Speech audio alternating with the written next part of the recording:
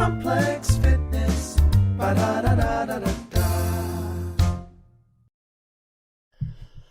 Alright, so in today's video we're going to look at exercise selection. Now this is something I'll be doing a few different videos on, as I've seen different arguments on different videos, different paper reviews and things like that where it's claiming one exercise ahead of another.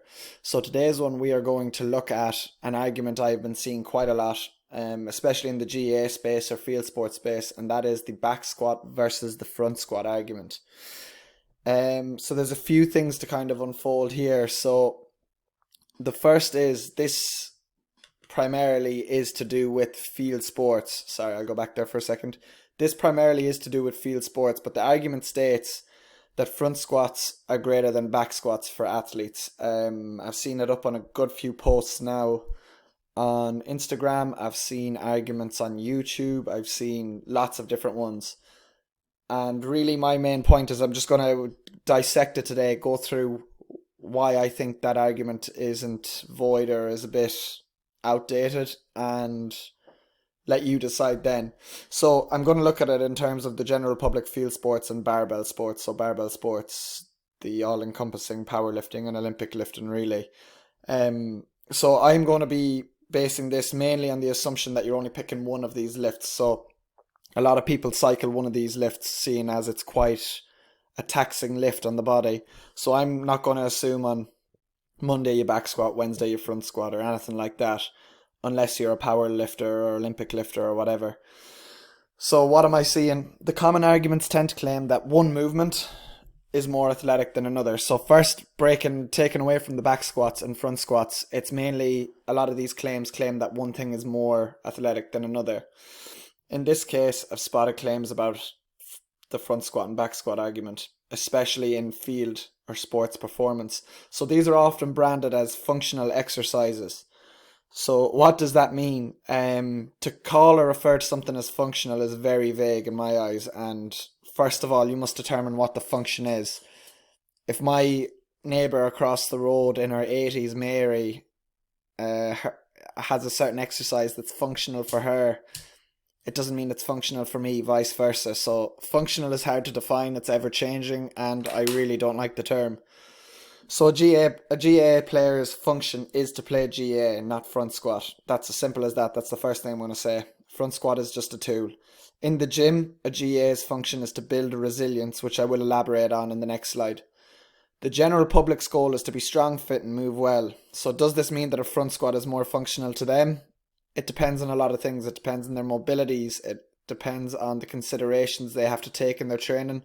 It depends on their training age and how advanced they are or how far down the line they are. And it depends on quite a lot of things like that. And then barbell sports are super specific. I'm not going to really touch on these again. It's simple to determine what takes precedence. For example, if you're a powerlifter, you more than likely are competing in the squat, bench and deadlift. Squat being a back squat, you're probably going to low bar back squat or high bar back squat. Either way, you're going to back squat. The front squat's just going to be an accessory at times, but it's not going to be that important really. If you're a weightlifter, front squat is going to be a little bit more important, as that's broken into two movements, the clean and jerk and the snatch, and the clean and jerk is caught in a front squat position. So of course, front squats is going to take precedence there. The next part is just to explain that a front squat is just a tool in the box. That's all it is. So any exercise is just a tool that can be used, but there are many tools you can use to get the same adaptation. So if we look at the most basics of the movement family, you got squat, push, pull, hinge, carry. Like, this is coming down to a very basic level. That squat family, you can grab that, throw it to the side, and you can rhyme off box squat, even though that can be more hip dominant depending on your foot position. Goblet squat, heels elevated goblet squat, split squat, reverse lunge, front rack split squat, like the list goes on, Bulgarian split squat. These are all knee dominant squat specific movements. So to grab the front squat and just throw a statement out there that this is better for everyone without taking into account anyone's individual specifications is just a bit stupid. So your main goal is to build strength. This is the main goal of your strength training as a field sport athlete. The main goal is to build strength, become resilient from non-contact injuries, and aid your performance or everyday life for some people in the general public or general population. And general population is important here because if I'm going to speak about it in GA terms, look, you got 300,000 plus people playing GA in this country. A very small percentage of them play at the highest level. And then maybe there's 10, 15, 20% who play at a very strong level where it's quite athletic and it's a bit more elite. The rest are just recreational players. So it's important to include in this argument the general public because that's who you're dealing with. So claiming to a broad audience that one tool is better than another, especially to a field athlete who doesn't compete in the gym, is definitely not helping the matter in my opinion. So considerations before front squatting. This is another reason why I really don't like the argument. There's a lot of considerations to take in. So it's a very high skill movement in the squat family. If someone comes into me in the gym and we're going through some squats first, like it's more than likely for general public or for a field athlete, there might only be 1 or 2 spaces between the steps they take. You could be in a goblet box squat. You could be holding a weight here, sitting onto a box, hitting your depth and repeating. Might take away that box. Maybe your ankle mobility isn't quite where it should be. You might elevate their heels or else work on some more ankle mobility issues. Work on some single leg squats and then progress onto goblet squats. Then you might introduce a back squat or a box squat with a bar in your back. Like there's steps to take and front squat is way away from the start for most people.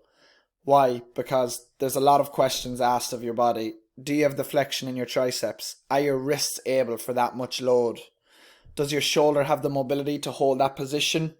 And more so, does it have the mobility to hold that position under load while you move or while you squat? Can your lats cooperate? So your shoulder extension, internal rotation and depression. Do you have apt mobility in your thoracic spine and your scapula to keep upright and keep everything tight up there? Are your hips mobile enough to squat with an upright torso? Have you the ankle mobility for a front squat, which feels a little bit different from a back squat? And have you spent a long time learning the skill? So there's a lot of things that come into play here. So you got to ask yourself some questions. And these are kind of, for a field athlete, I would go through, these are 3 main questions I would ask. So whether you're off season, in season or whatever, 1, can you overload? Which has the most potential for overload? So again, we're looking at front squat versus back squat, but you could put in front squat versus leg press, front squat versus split squat, front squat versus barbell, back barbell, reverse lunges, etc. So first, what movement can you shift more weight on? The front squat or the back squat? What movement not only can you shift more weight on, but can tolerate more load? For the general public, which is who we're talking about, it's going to be the back squat a lot of the time. That doesn't mean there's not value in the front squat. I'm just saying, looking at overload, which is the goal for most in the very short window of an off season we have, the goal for a lot of people is to build their strength up, try and maintain the adaptations of that strength. You're going to want to see which one can I overload on more. Second, injury prevention. So taking considerations of both movements, which can you perform with less risk? So again,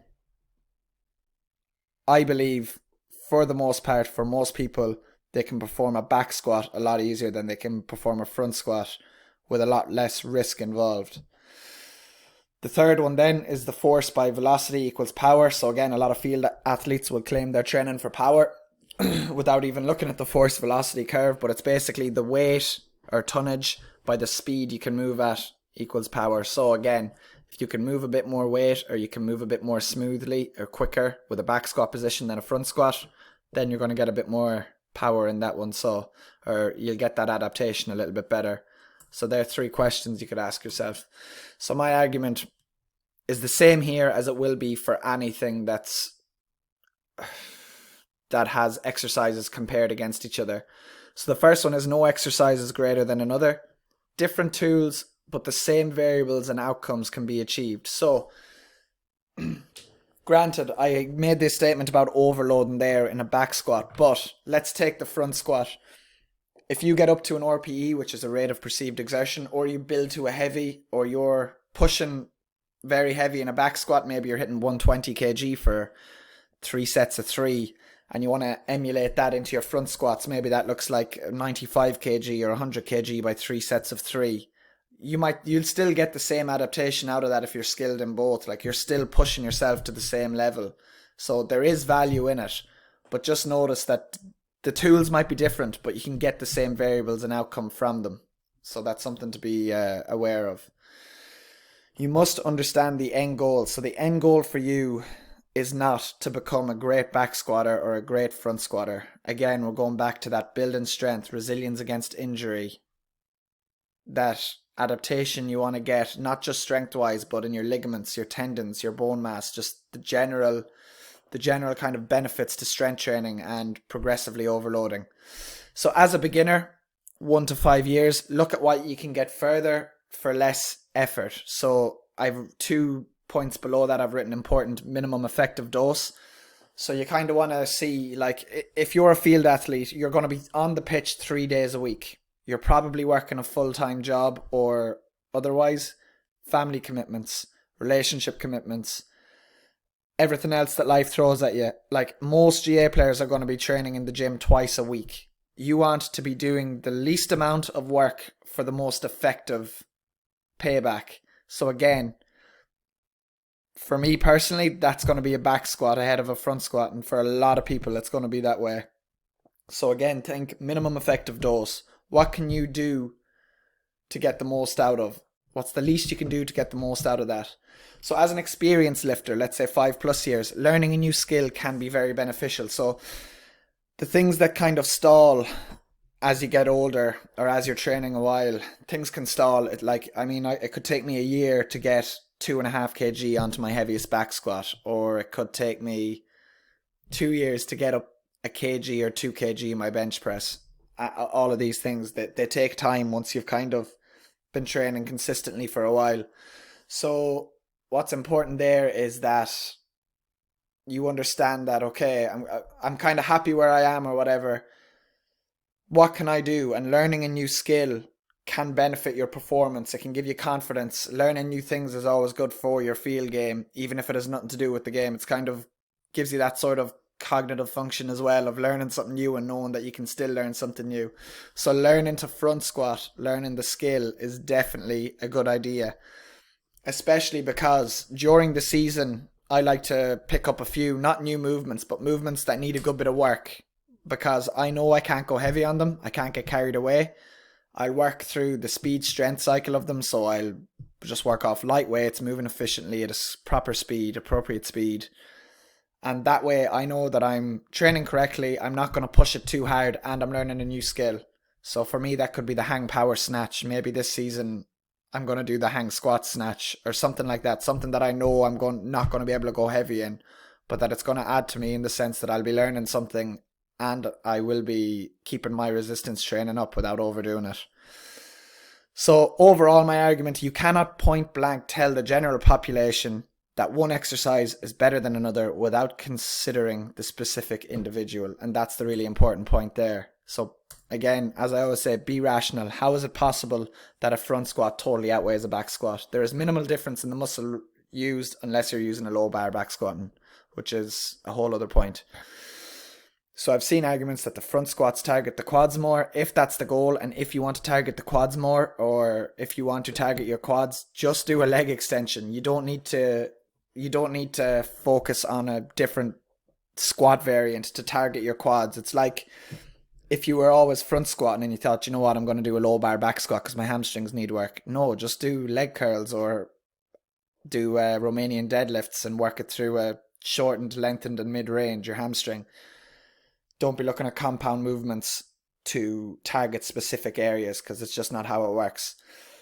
And then again, being rational, don't just listen to people make a statement without backing that statement up with good reason, which is always important. So at the end of it all, exercise selection, the goal is to keep the goal. The goal is always to keep the goal.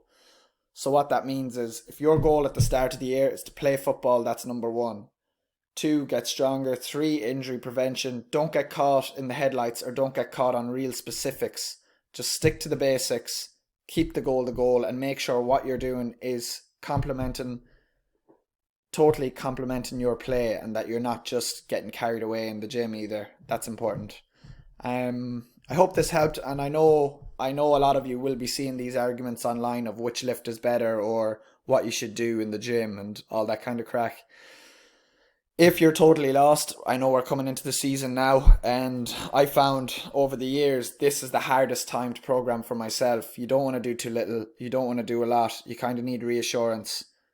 Just what I would be advising is gather all the data you have, know all your lifts if you have them. If you don't, that's fine. Contact a coach, get in touch with the coach, give them your data, and let them worry about it. Even if it's just for 10 weeks, 12 weeks, 16 weeks, at least you'll get an idea of what your programming should look like in season.